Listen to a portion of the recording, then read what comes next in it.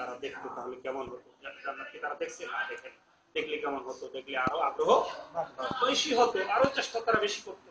তারপরে আর কি চায়, তারা জাহান্নাম থেকে বাঁচতে চায়, জাহান্নাম কি তারা দেখছে না, আল্লাহ দেখে নাই, দেখলে কেমন হতো, জাহান্নাম থেকে আরো তারা অধিক বাঁচার চেষ্টা করতো, পলায়ন করতো। আল্লাহ বলেন ফারুশিদুকুম আন্নী কাদ গাফারতু লাহুম, হে ফেরেশতারা আমি তোমাদেরকে কি করে বলতেছি আমি এই বান্দাদেরকে আমি ক্ষমা করছি। সুবহানাল্লাহ।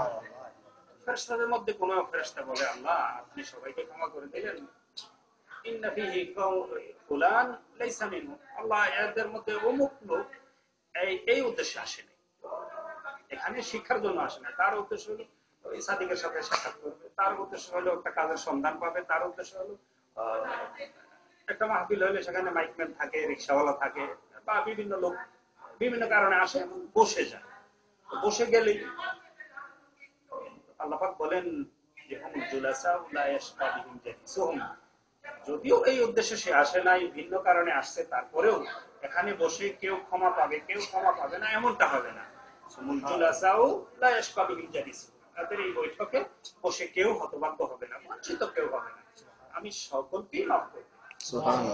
এই জাতীয় বৈঠকগুলি যখন হয়, যখন আমরা এরকম সুযোগ পাই, যদি আমার ভাষায়ও না হয় অন্য ভাষায় হয়, খুব আমাদের দেশে একটু সুর দেওয়া হয়, আমরাও একসময় দিতাম, তো এই সুরের বক্তা নাও হয়, আপনার শুনতে খুব ভালো না লাগে, তারপরেও মনটাকে একটু জমায় বসবেন, এই জাতীয় বৈঠকগুলিতে বসার চেষ্টা করবেন। হতে পারে আমার একদিনের বসা আল্লাহ পাকের যদি এই অফার তারপর সেরকম আনি তাদের অফার তুলাম, আমি এই বান্দাদেরকে ক্ষমা করে দিলাম, এরকম একটা অফার যদি আমার জীবনে আমি পেয়ে যাই, আল্লাহ পাকের কাছে ক্ষমা পেয়ে গেলে আর কিছু লাগে, আমার জীবন সফল। আমি মনে করি যে আল্লাহ পাকের এই ঘোষণা যদি আমরা কেউ পেয়ে যাই, যে আল্লাহ পাক যদি বলে আমি তোকে ক্ষমা করে দিলাম, তাহলে আমার মনে হয় বড় পাওনা আর কিছু নেই।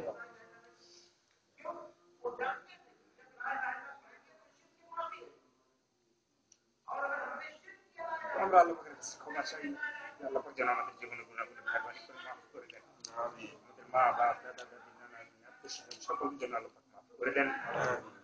দুনিয়ার সমস্ত কল্যাণ আল্লাহ পাকের কাছে আমরা ভিক্ষা চাই, সমস্ত কল্যাণ মঙ্গল থেকে আল্লাহ পাকের কাছে পানা চাই, আল্লাহ পাকের কাছে সঠিক জ্ঞান আমরা ভিক্ষা চাই, এবং সেই অনুযায়ী আমল করার তৌফিক আল্লাহ পাকের কাছে কামনা করি। আল্লাহ পাক আপনি যে আমল করলে খুশি হবেন, যে আমল করলে রাজি হবেন, সেই আমল করার তৌফিক আমাদেরকে দান করেন। যেই জ্ঞান সঠিক জ্ঞান, কোরআন হাদিসের সহি জ্ঞান আমাদেরকে দান করুন।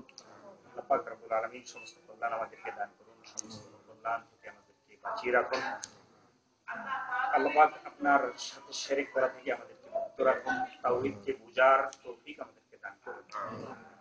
আমাদের সন্তানাদি আল্লাহ পাক যাদেরকে দিয়েছেন এবং দিবেন, আল্লাহ পাক সকলকে আপনি হেফাজত করুন, তাদেরকে আপনার গোলাম বানিয়ে দিন। আমরা যেদিন দুনিয়া থেকে চলে যাব, আল্লাহ পাক সেই দিন কালিমা তাইয়্যিবা লা ইলাহা ইল্লাল্লাহ মুহাম্মাদুর রাসূলুল্লাহ এই কালিমা পড়ে আমরা যেন পৃথিবী থেকে বিদায় নিতে পারি, সেই তৌফিক আমাদেরকে দান করুন। সুবহানাকাল্লাহুম্মা ওয়া বিহামদিক আশহাদু আল্লা ইলাহা ইল্লা আনতা আস্তাগফিরুকা